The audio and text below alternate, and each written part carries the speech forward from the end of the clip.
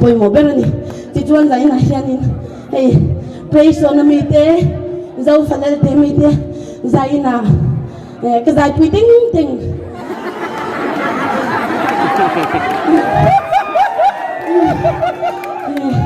cái lom hai suk tana amai khai ding a chi ko pui moi zo min du sana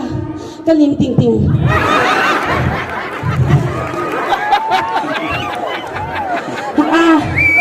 ama comedian stars Israel top 1 alo chang pang pang chi ko puin kan choice sang tulu hallelujah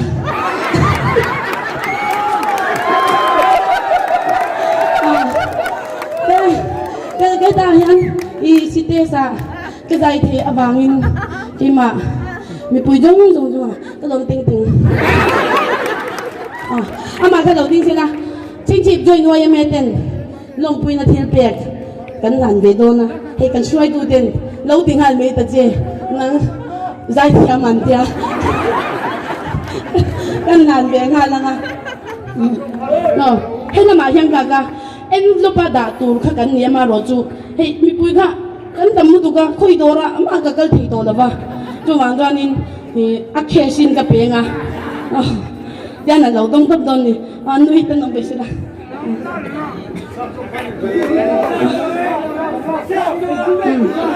hey chú mình pek lâu sok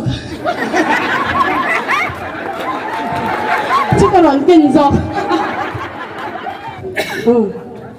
this tonight sai đâu bọn sẽ thiếm bốc lâu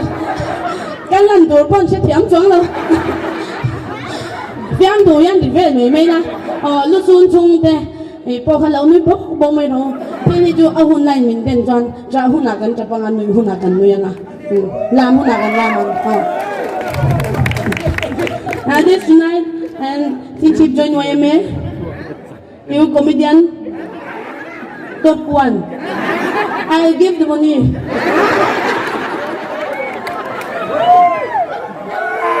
in this wife